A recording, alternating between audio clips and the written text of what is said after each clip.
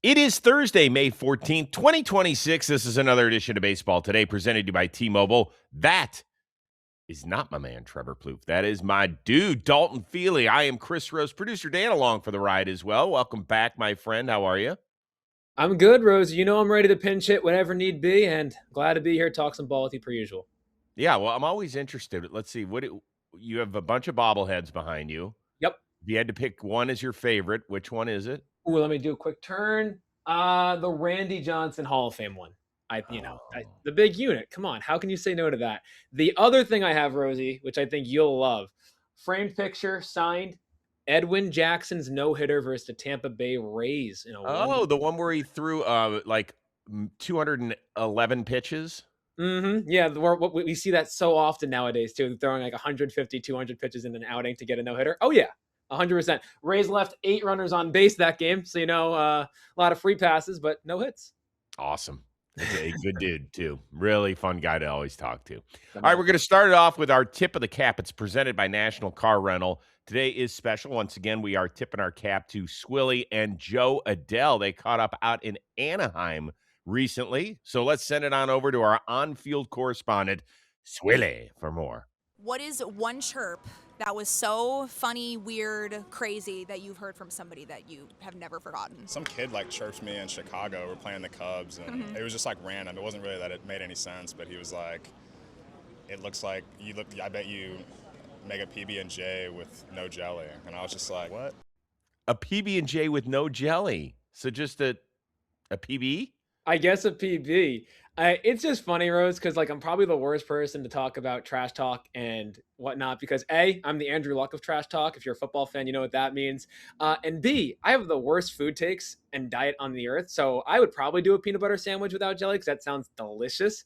No, but in all seriousness, if you're gonna chirp, that's the way to do it. Nothing personal, no hurtful stuff, just something that makes no sense, confuses people. It's hilarious. You know what? Leave it in the comments. What is the best chirp you've done? And if you're embarrassed, there's been a couple times when I was a little younger in my life where I said some stupid stuff. I've told people what I did one time, Cavs, Pistons, late 80s, Bill Lane beer. I'm screaming at the top of my lungs from 17 rows up and calling all these nasty words. People were looking at me. I was like, what? What? I was like some 17-year-old moron at the time. And then I did one to Bobby Bonilla too, when he was with the Mets in Atlanta, right by the on-deck circle, and I'm embarrassed to say what I was saying. Bad Chris Rose. Bad Chris Rose. Cavs So Pistons too, huh? it was, yeah, there was a nice rivalry that developed in the late 80s as well. So, we've become full circle. We're How about back. that? So, but if you want to use the comment section as a therapy session, like I did, or if you want to say one that you were proud of, clever, maybe got a reaction from the fans, that's always, or from the player, because that's always fun when they turn around and say something back. Let's go for it. And also, I want to thank National Car Rental for sending Swilly out west recently. Win at travel, rent today at nationalcar.com. All right, San Diego. Holy smokes. They have made it a habit this season, saving their best for last. Sheets hits it in the air to right center field. Frelick going back at the wall. It's gone! 3-run home run. Holy Sheets on the road in Milwaukee. With 2 down in the ninth, it's a 3-run home run to put the Padres on top. There's obviously this is a hard game for our offense, and we never felt like we were out of it. And I think our whole dugout feels when we get in the ninth inning that we always have a shot. You got that right, Gavin Sheets. By the way, I am going to invest in whatever lozenge company Don Orsillo uses, because at the end of a Padres game, that dude's voice must be shot. 162, Rosie. He's doing basically the whole season. How does he survive without having some sort of throat issue? It is amazing. My goodness. Yeah, the Holy Sheets thing has gotten a lot of play so far because he keeps coming up with these late inning homers, 8th inning, 9th inning, 10th inning, whatever it is. And really, it's amazing what the Padres have done, right? They are in first place in the National League West. They're holding a slim lead over the 2-time defending champion Los Angeles Dodgers. But can the Padres continue at this pace the way that they're playing baseball, or no? I'll say this. I don't think they're going to be able to continue this type of play to be successful in the National League because it's a loaded National League right now. But I think they'll be fine. So what I mean by that, Rosie, this clutch situations, right? They have the 52 runs in close and late situations. That's the most in baseball. They've been clutch. They've been getting it done. That is awesome. They've also played 4 games resulting in walk-offs. Now, last night obviously wasn't a walk-off, but they're 4-0 in those games. They haven't gotten walked off yet. They are the ones doing the walking off. I don't even know if that makes sense. But my point being, they have been so clutch to begin the year. But I do want to play a little game, Rosie. I know you talked about Fernando Tatis yesterday with Swilly and his struggles. I'm going to list you 3 players and their stats, right? And I want you to tell me who the other 2 players are. 1 is Fernando, 2 are other people. Number 1, 0 WAR, 188 average, 626 OPS. Number 2, 0.4 WAR, 215, 629. Any guesses to those 2 players? Well, I mean, is it on the Padres or? Both are on the Padres. I'm going to say one might be Cronenworth. Cronenworth also has been bad, but it is not Jake Cronenworth either. Rosie, these 2 players, Machado and Jackson Merrill, the 3 guys that we thought the Padres would be relying on in their lineup, have been struggling this year. And you mentioned they are first in the National League West. They haven't been doing it with their sluggers. They have 3 of their top 4 starting pitchers on the IL. It's been quite impressive what the Padres have done. So I don't think this type of play is something they can rely on for a full 162.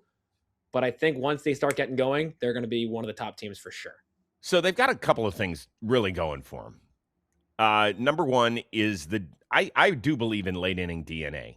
I believe in teams that when they look at each other, when they say, hey, we're close, we're winning this thing. And you mentioned some great numbers.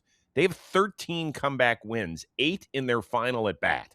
Wow. So there's something special going on there. I think it can be a tough way to live, but here's a couple things that I do like. Number 1, that bullpen. It just feels like even if their starters are a little shoddy, which Michael King was not last night, he was phenomenal, went pitch for pitch basically with Miz. And if they just stick around, and when you have the ability to stick around with a bullpen that isn't going to make a small deficit this size, that's great news.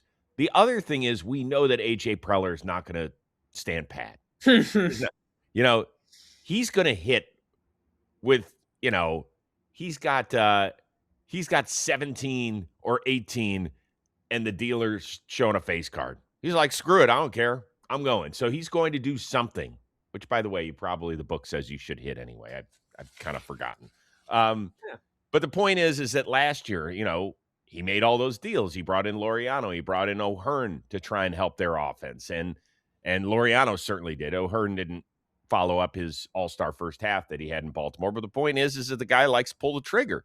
And so if he's going to do that, he's not going to be like, okay, well, we're going to. Plus, I think that they're going to get a jolt of energy from this new ownership. I do think so. Although I've read somewhat questionable things about the way that they run their soccer team. So we'll see how it translates on over to baseball. But I think that if you're a Padres fan, you're kind of loving where you are because you haven't had your stars play their best baseball or even close to it, and you're in first place. Right. You just nailed it right there, Rosie. Like, you are so happy being in first place, and you haven't played your best suit of baseball yet. Like, Machado's going to bounce back. Jackson Merrill will bounce back. Fernando will hit a home run this year. I promise he's not going to go goose egg on the entire season. Down. Bold of me, I know.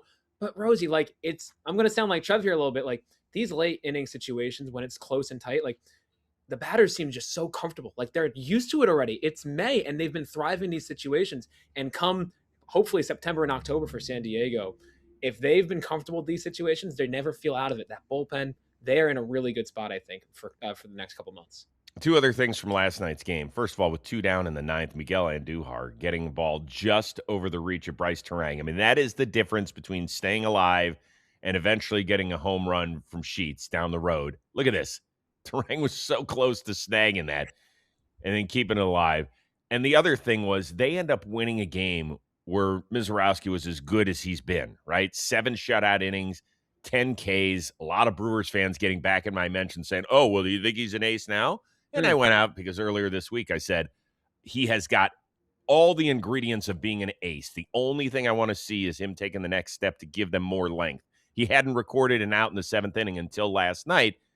This is what I want to see, and this is an ace. So he does this a few more times. He's going to elevate himself to ace status. Doesn't mean he still can't compete for the Cy Young because he's right up there, right now with Ohtani and Skeens. It's really the 3 of them.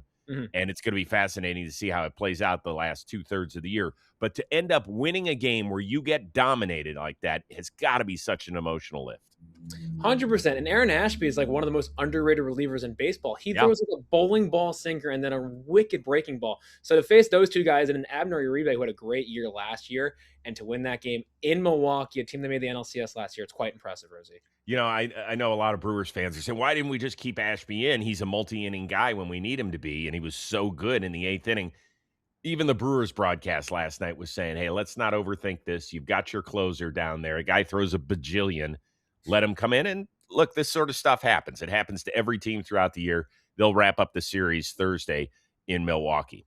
In the meantime, let's move cross country, where the A's, they remain in first place as their big first baseman came up with a big-time swing. 2-2. Fly ball deep center field. Scott going back. Leaping try.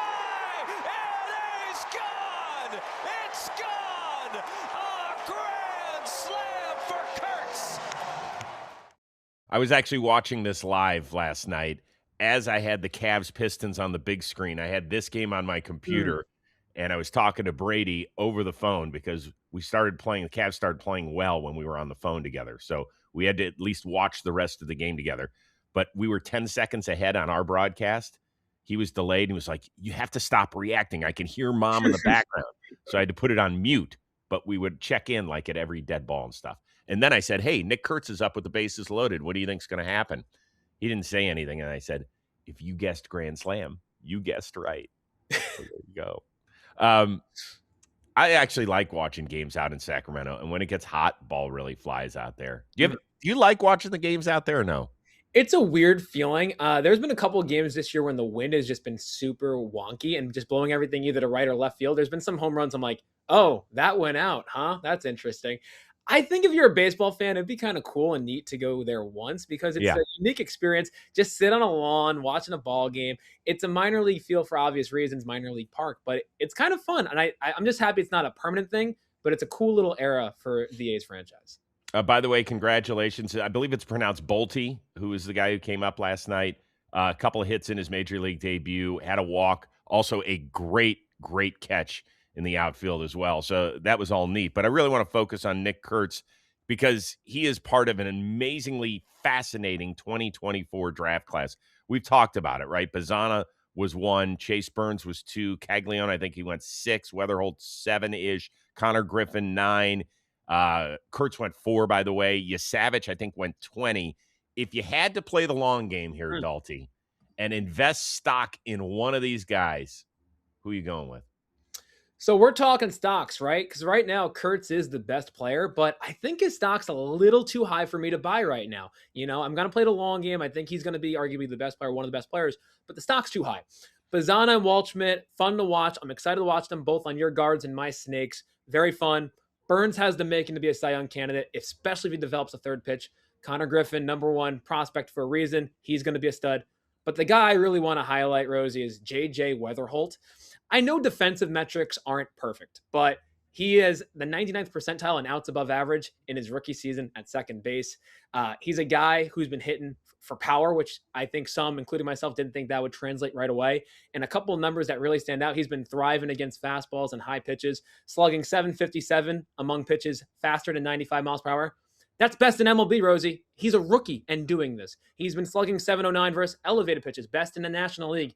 He's been really doing a good job working these at-bats, hitting these fastballs, hitting these high pitches, and being quite a surprise for the St. Louis Cardinals, who I don't think many, including myself, thought would be competitive in this National League Central. But one of the main reasons outside of Jordan Walker has been the performance of rookie sensation J.J. Weatherholt. I am buying stock in him. I think he's going to be great. And I think that the at-bats for average is going to come too. He's a complete player. He's fun to watch. And J.J. Weatherholt, you're my guy.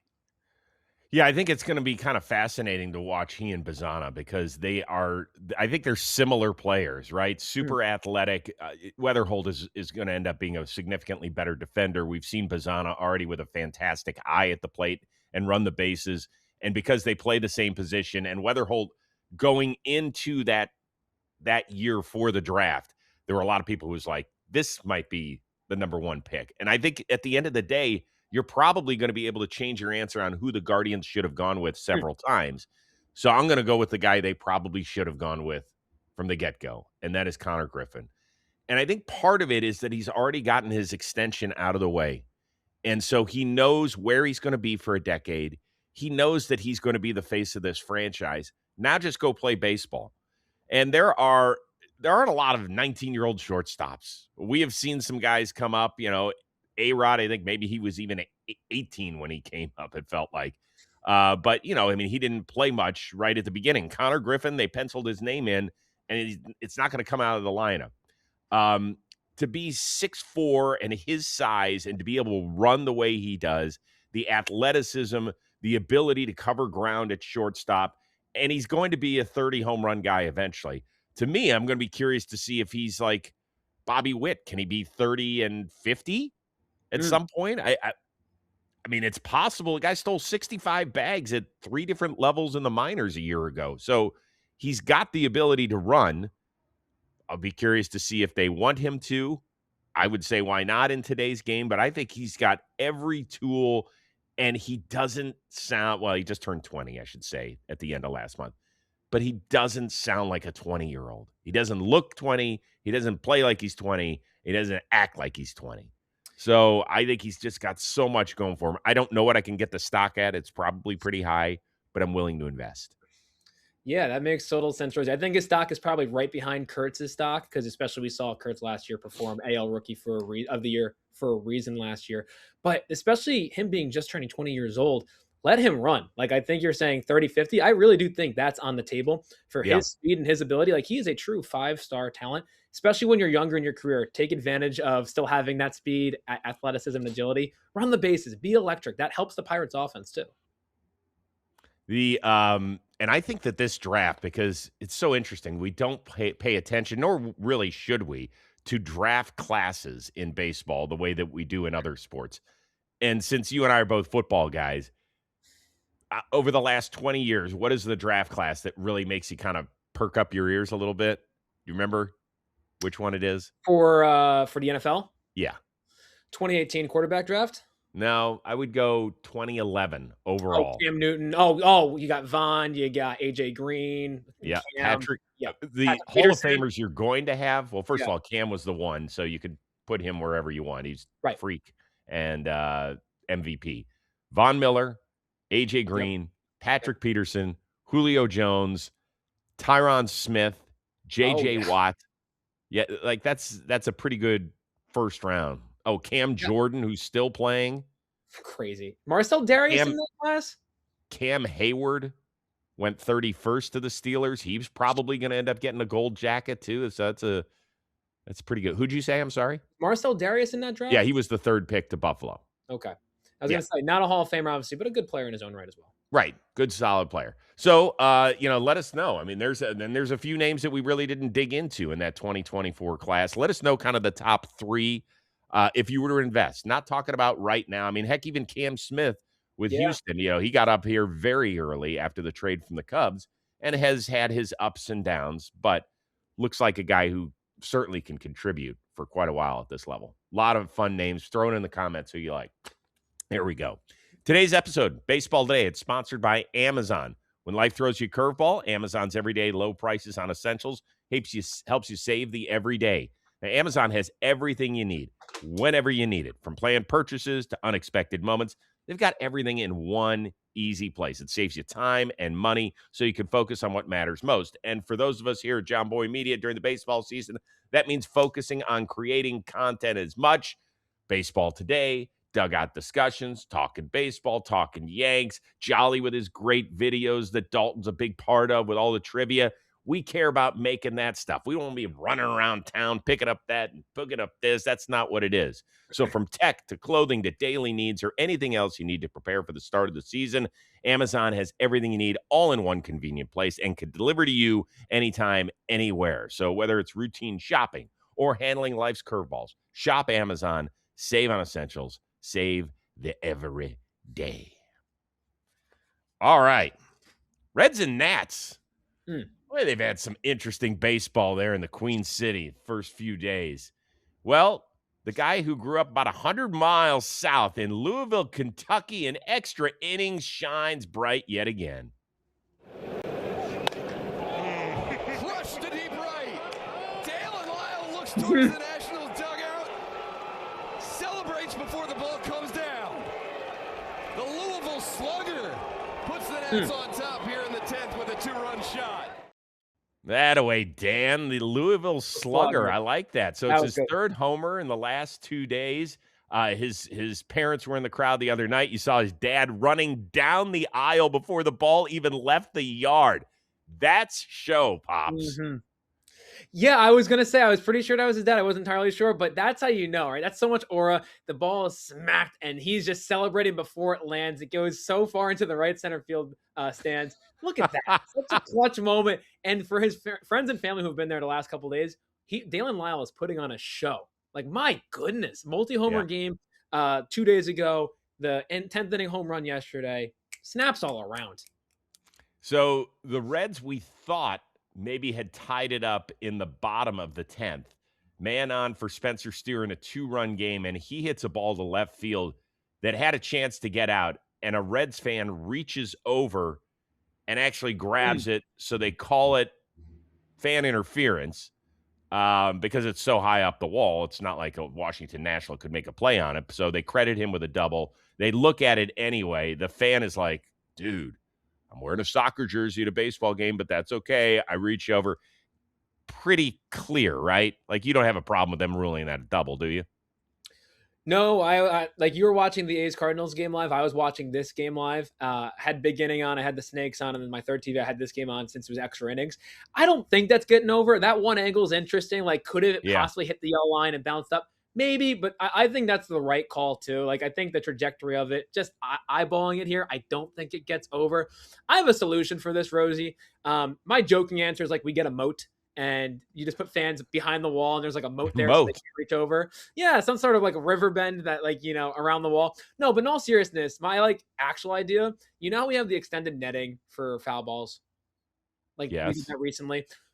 Instead of a net, obviously, we moved the first row of the stands back like arm's length, so no one can reach over. So you're still pretty close to the wall, but there's like a gap between the wall and the first row of stands. Oh, you stop it! You're trying to take all the fun out of baseball. What's the matter with you? You're telling me that's fun, Rosie? If that was the Guardians and that ruined a potential 2-run home run, are you going to tell me that you're happy that the fan caught that ball?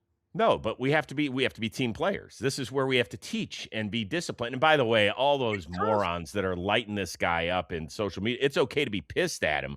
Right. Let's stop threatening people. It's a freaking baseball game, you idiots. Stop. Don't do that. If you have friends that are sending this person, bad messages and nasty thoughts, like I said, you could be angry with them. Like, what are you doing, dude? Why are you doing that? Yes. But let's not do that. Now, if we're going to have a moat, we're going to have to throw Crocs in there. We're going to have to spice it up a little bit. 1,000%, Rosie. We have to. I mean, make it interesting. What's the point of building a moat if you're not going to throw a crocodile in there? I think a couple. It makes it more fun, I think. You reach over, you fall in. Interesting. Okay. Yeah. Notes on baseball today. You got to love it. The Reds, meanwhile, boy, they literally dropped the ball. 10 of 12. Weren't they just in first place? They've dropped 10 of 12. They're in the division cellar. Is Cincinnati the team you're most worried about moving forward in that division? Yeah, things haven't gone great for Cincinnati right now. They're in last in the NL Central after entering May in first place for the first time in like over 20 years. John Sadak said it really well. And Dan, if you could roll the clip for me, my thoughts on the Reds. This is from 5 days ago. Smoked over second base hit. Go sign at third. Scooped by Benson and right. Allen comes home. It is 10-0. It's embarrassing.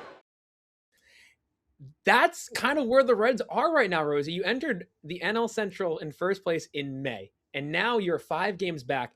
This is a gauntlet of a division, right? The Cubs, the Brewers, we've seen a surprise out of the Cardinals and Pirates, but they have just been struggling, Rosie. Everything hasn't gone right. They're 30th in average in the lineup. They're 29th in K per 9 in the rotation. Both of their ERAs are bottom 5 in the league between the rotation and bullpen. Nothing is going right for Cincinnati. The Mays been struggling. They have some really good players, especially like Ellie De La Cruz and Sal Stewart have been awesome. We've seen the resurgence of J.J. Bleday.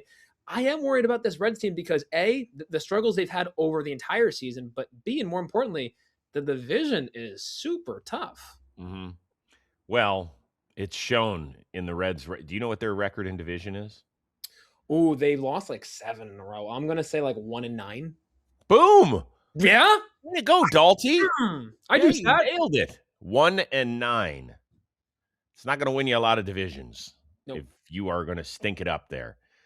It's interesting because I follow a lot of, for somehow it's gotten on my timeline. You know, you click on one thing about a Reds comment, and all of a sudden every nasty Reds comment, MFing Terry Francona, ends up on your timeline. So the algo got me. It got me.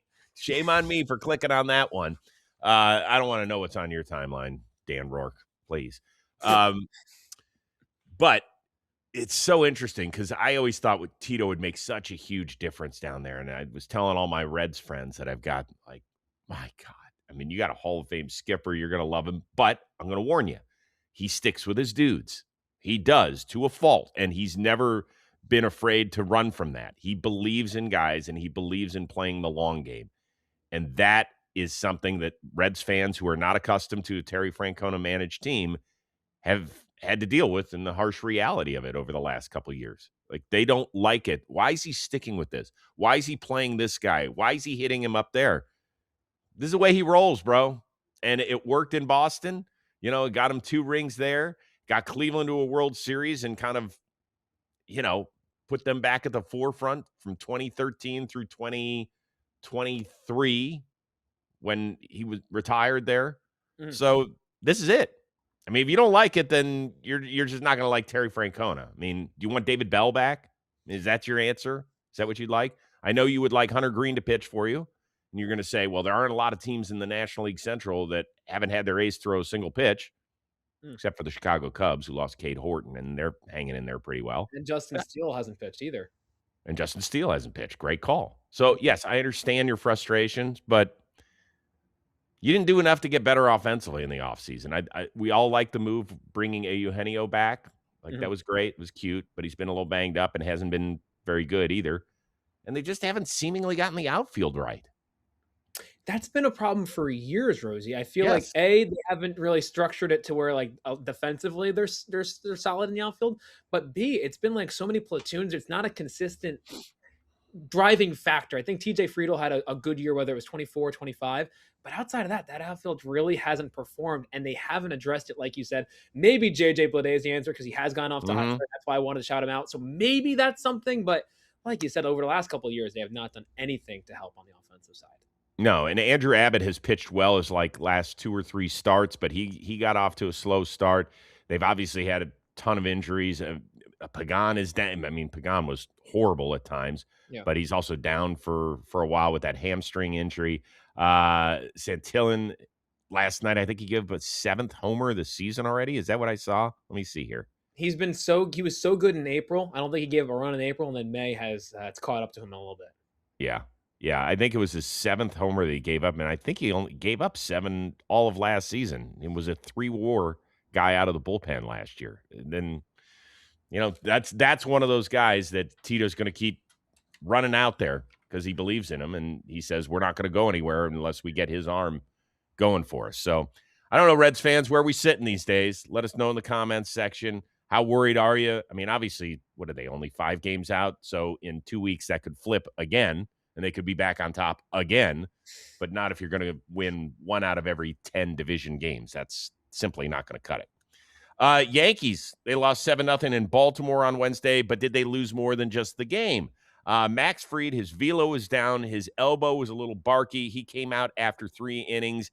He is going to get tested today with those 3 letters that are nasty, M, R, and I. We'll find out tomorrow, but yeah, where everything is and the initial testing, I'm not too worried about a super long-term thing. If I can, I would love to be able to make my next start, but yeah, we'll see. All right, those last few words were awfully encouraging, but if you're a Yankees fan, what is your nervous-someter, if you will, like on a scale of 1 to 10? I would say like a 7, Rosie. I think one of the bright sides for the Yankees is that they do have a plethora of options for their rotation, especially when Garrett Cole comes back in the next couple of weeks. But speaking on Fried, there was a really good article by Brandon Cuddy of The Athletic. He was talking to like the head, one of their surgeons, the chief sports medicine of NY Langone, talking about all these like elbow injuries and Max Fried and his specific injury history. I'm not going to pretend I'm a doctor, so that's why I wanted to shout out that article.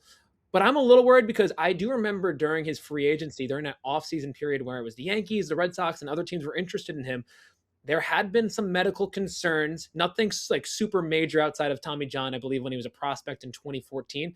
It was more of those precursor, smaller injuries. He hadn't pitched 200 innings in a season, I believe. Mhm. There were some slight concerns there, but everyone's saying there are some forearm strains. That could be a precursor to the big bad injury I don't even want to put out there.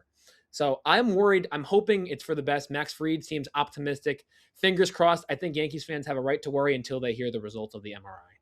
Yeah, I think anytime somebody has to go get an MRI and they're a pitcher, you're going to be nervous until the word comes out. So it's a 10 until you hear anything else. Those are calming words, like the last 5 seconds of his interview that we just played, where he says, "I'm hopeful I'll make my next start." Like you're like, whew, and the worst feeling is when a guy sprints down the dugout and into the tunnel. You're like, what is going on? Like your heart, even if you're not a fan of a given team, because pitching injuries are so prevalent in this sport, you get sick. You do because it's not like it's when there's an arm injury, it's like I'll see you in the middle of next year, maybe. And I know that all these long-term contracts, I've talked to agents and I've talked to GMs about it. More importantly, they build in Tommy John. When we know a guy's signed up for 8 years, we know he's going to miss at least the season. Like it's fascinating that teams are willing to give money away for an injury season just to get their hands on a talented guy. That's really interesting, Rosie. That's like when you sign someone in the offseason and you give them these multi-year deals, especially over 5 years for a pitcher. I'm surprised that they bake in that he might miss a year due to Tommy John and they're willing to give money. Like my thought would be like, I don't want to compare him to running backs in the NFL because the position at starting pitcher is way more valuable in baseball in comparison to running backs. But you know how running backs, they do some of the hardest work in football and they don't get paid due to injury concerns and longevity. Pitching, there's concerns due to longevity, due to arm injuries. I'm surprised that you can still get those big contracts and GMs are like, hey, he might miss a year and they're still willing to give out 7-8 years for a pitcher. Yeah, I mean, I think that if you give out a 6 to 8 year contract and you say a guy can make 70% of the expected starts during that, they would take that. If you give out a long-term deal to an everyday ball player and he's only going to play 125 games a year, you're going to be like, are you nuts? I'm not paying that amount of money for a guy who's only going to pay set. But with a pitcher, you'd be like, yeah, I'll sign me up.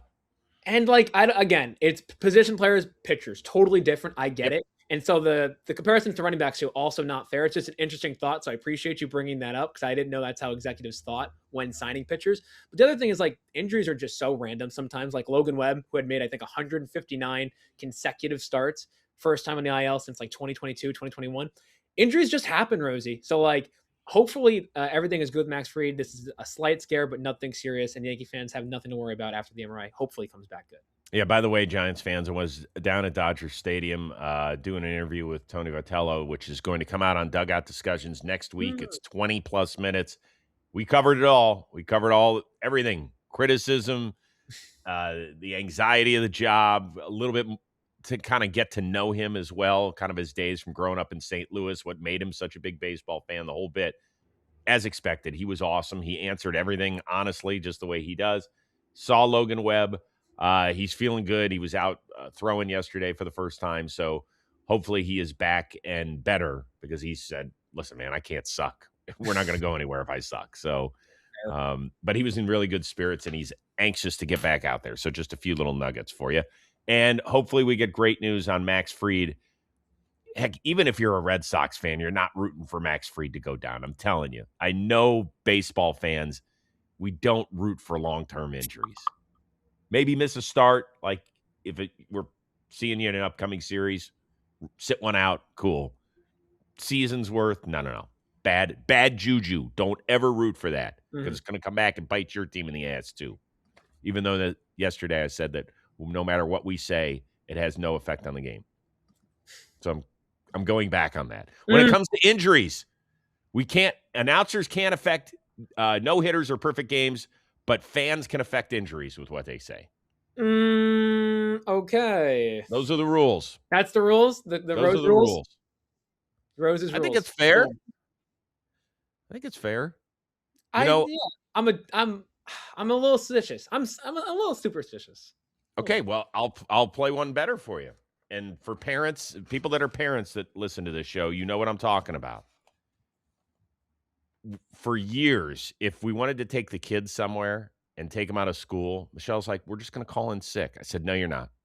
You don't fuck with that stuff. Because if you call in sick, somebody's going to end up sick. That's going to happen. So if we want to take our kids out we're going to tell them we're taking our kids out for today. We've got something more important in their life that's going to happen. That's fine. Okay. We're not going to play the sick card. Yeah. It's not like you have sick days at work and you got to utilize those or you lose them. School. So my kid's going to miss one day of 5th grade. Woohoo! I'm just telling you. So Dalty, when you become a dad, just remember, I'm not here to give you all sorts of fatherly advice. I'm going to need it. Well, don't screw that one up. Okay. I'm telling you. And people know what I'm talking about. You can share. You can give me a little head nod in the comments, you parents out there. I know you know. I'll ask my dad too, see what he says. I bet you he agrees with you. Yeah, ask Pops. I enjoyed meeting your parents and your sis. Yeah. They know. Warehouse action. Oh, yeah. All right. We got a Trevor Plouffe appearance? Huh? Say it ain't so. Roll it. Baseball is here, people. The days are getting longer. The sun is back out, and baseball season is finally upon us. Baseball is a game of inches. The result of a game hinges on 1,000 little moments, and momentum can shift quickly. That's why we decided to team up with Fanatics Markets, the trusted home for real-time sports prediction markets. It's simple.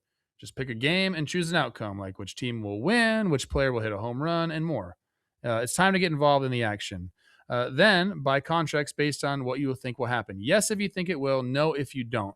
You can buy as many as you want, sell if the price moves in your favor, or let them settle when the event ends. So from opening day to the Fall Classic, no matter who you root for, Fanatics Markets is right there with you. Join the Baseball Today family on Fanatics Markets. Event contracts carry risk of total loss and changing prices. Not good for all investors. Not available in all states. Must be 21 plus. See important disclosures in Fanatics Markets app. Customers are introduced to Crypto.com by Paragon Global Markets, LLC. DBA Fanatics Markets IB, an introducing broker registered with the CFTC and a member of the NFA. Plouffe, thank you very much. All right, quick hitters before we get out of here. Some other interesting stuff to cover. Atlanta remains smoking hot. They have won 20 of their last 26. They are the first Major League team to 30 wins this year.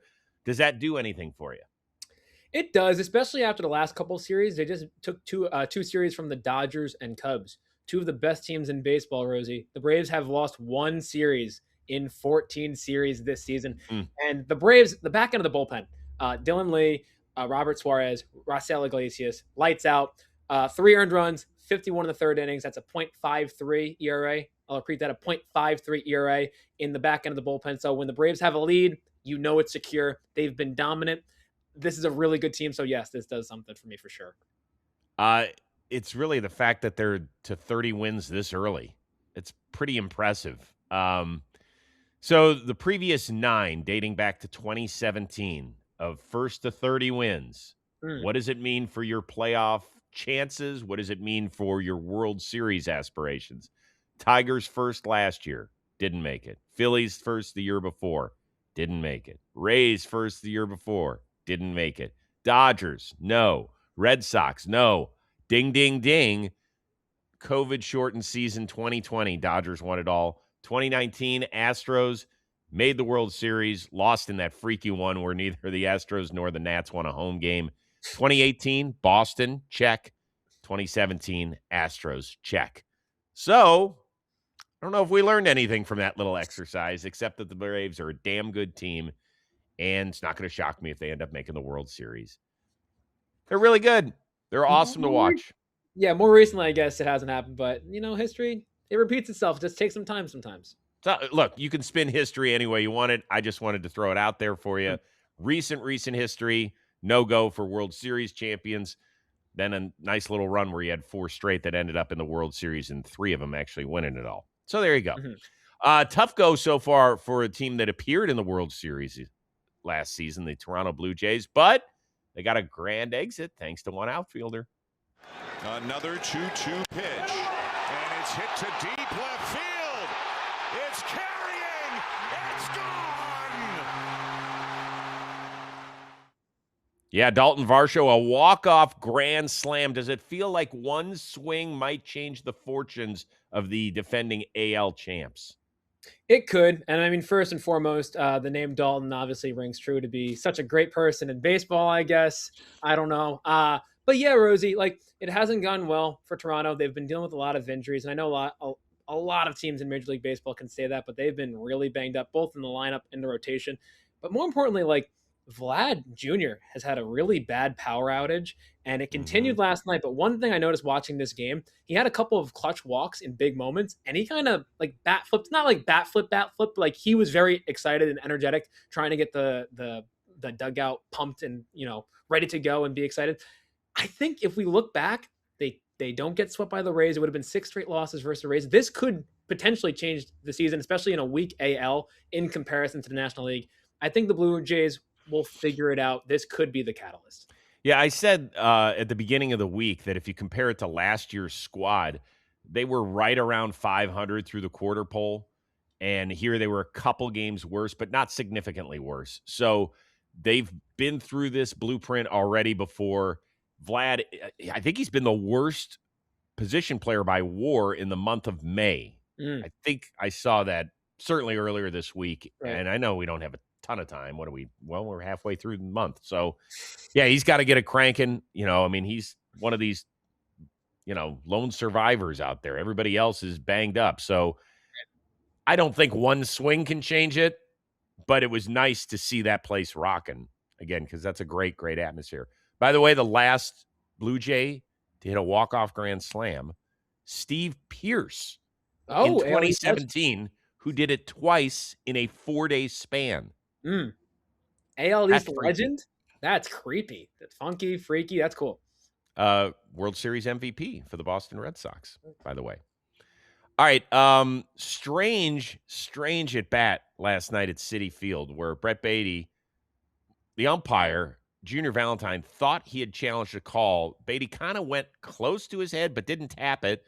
But Valentine comes out and says he's challenging the pitch, which was an obvious strike. Beatty's like, no, I didn't. And his manager's coming out like, yeah, you know what? Actually, he did come out and challenge it. And all the replays clearly show that Beatty never tapped his head. So, Carlos, I'm with you. Is there anything that we can do to make sure this doesn't happen again? Step one in that situation, that's something we can get together, take 30 seconds. All right, there's 4 umpires here. Did the other 3 see him touch the helmet? If so, I guess we're screwed in this situation. But the other thing is, and this is a weird sidebar, so sorry. I was watching Robbie Snelling make his MLB debut for the Marlins this weekend, and every time he'd pitch, he would always just touch his head, like just adjusting his cap. Yeah. This is kind of like something he would do. And there's a couple instances where even I in the Marlins broadcast is like, is he challenging the pitch or is he just doing that? So my solution in this situation is like, you got to emphatically touch it a couple times. Like if you're going to challenge it, you got to just go multiple times, not just one, boom, it's in that part. That's it. Easy. Yeah. You know what? How about this? We have a challenge for the ABS challenge. A challenge? Special flag that gets thrown in. We're challenging the challenge of the ABS challenge. So we're kind of layering it up. I like that. And how many of those challenges do you get for the challenge? Well, you get one, but you get to keep it if you so the Mets would have won their challenge of the challenge. Okay. And kept their challenge of the challenge to use later. They also would have kept the challenge that they would have challenged if they didn't challenge it, It's interesting. I love listening to other broadcasts talk about ABS because I'm in. I'm 100% in. I think the system's not perfect. We know that, but I'm good with it. Like I was watching the Guardians broadcast, which is really old school anyway, because Rick Manning's their analyst and Rick's in his 70s and started, I think his major league debut was like 1972 or whatever. So he's like, I don't like it. Matt Underwood's like, I don't like it. My buddy Andre Knott's like, I don't like it. I'm like, we don't like getting things right, guys. Like, we don't like that. We don't like that aspect of it. I think it's awesome. We're now 7 weeks into this major league experience. It's not perfect. We get that. But I love it when everybody looks up at the board and we're waiting to see. I always think the catchers feel the worst. The catchers are the ones where they're like, oh, I got to know the strike zone better. And even if it misses by this, like when the pitch misses by this much, you're like, When you see the less than 0.1, that's the worst feeling in the world. Yeah. Or how about the ball that is like that much in the strike zone? Like definitely less than a quarter of the baseball. Like, is that really a strike? Right. That's tough luck at that point. It's like, dang. It's tough going. White Sox remain second place in the American League Central. They were 6-5 winners over Kansas City. And speaking of winning plays, how about Sam Antonaccio? How's he? This is just a base hit. And come on now. What are we doing? We're turning that into a double? Turn that into a double? Okay, I mean, Sam? yes, like I love the hustle and getting there. If he's throwing out in that situation, Rosie, like it took the center fielder to not realize he's going for second and a bad throw on the wrong side of the bag just for him to barely slide in and get there. Love the energy. I'm a results-driven guy, so like he got in there and I'm pumped. Let's go. Yeah, it's a great hustle double. Get into scoring position with 2 outs, but if he's throwing out there, we could be talking about a whole different situation here. Yeah, that was Lane Thomas in center field for the Kansas City Royals out there, but God's legend. You got to know who's running. I mean, that kid was running wild for Team Italy in the World Baseball Classic, and yeah, I mean, he's all heart and hustle. They have won 15 of their last 23, including 4 in a row. White Sox. Fun. I mean, Rosie, they're 1.5 out of the AL Central. It's. I don't want to say the division's a crapshoot, but like I think no one's worse than 19 and 24. So like it's still in the cards for all 5 of these teams. But snaps for the White Sox. First time above 500 after the May 1st since 2022, Rosie. So usually April ends their season the last 3 years. They've seen some bad balls, so shut out. Yeah, I need another 6 weeks of them. It's like Groundhog's Day. I'm going to check back in 6 weeks to see whether or not they're really part of this or not. But they've been fun. I just got to hang out with Colson Montgomery and that crew. They had some good energy. A lot of young guys. My God, they have like 0 vets on that team anywhere. It's like, is anybody 30? Anybody around here? I'll take 28. It's young. Last thing. Do you see Christian Vasquez's throw from behind the dish in Houston? Oh, my God. Scale of 1 to 10. How funny is that? A 10, Rosie. Like, I slowed it down.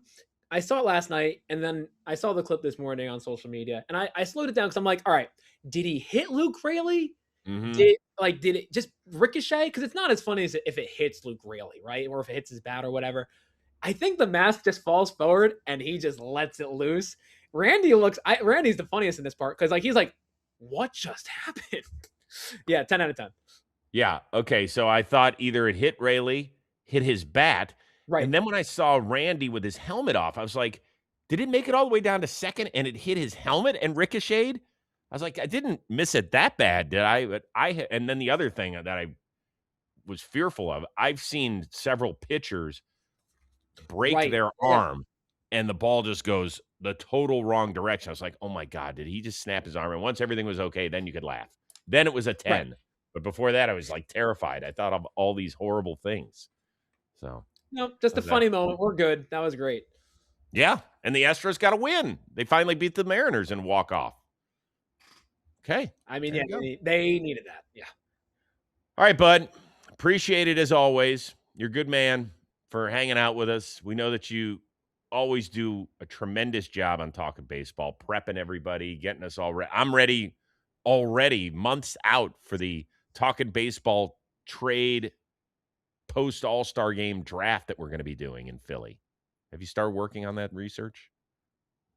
I'll get it going. It's funny. Me and Bobby Gulls, Rob Scirocco, producer extraordinaire for Talking Baseball. We were talking about All-Star Game already, getting stuff organized. So it's in the cards. I know you want to take the throne back, get a crown, win it. It'll be all set, and you're going to love it. Did I win last year? We don't need to answer that on air. I forgot. I did too. I want to say something. I think I won the off-season. I think I won the off-season free agency pool. Yes, it was a Baseball Today special because I think Trev won the All-Star and you won the offseason, or vice versa. So basically, it's a Baseball Today owning talking baseball is what that's what it comes down to. You're telling me I got to get Jake on track here. I will. I'll make sure we're gonna represent here. I'm not even so sure Trevor knows the rules out of half of these things that we do, but he ends up doing okay. So there you go. He knows ball. Yeah. Speaking of Trev, he is back with us from wine country tomorrow. I don't know how sober he's going to be, but you'll have to tune in for yourself and find out. For our one-of-a-kind producer, Dan Rourke, the uber-talented Dalton Feely. I am Chris Rose. We will see you Friday here on Baseball Today, presented to you by T-Mobile.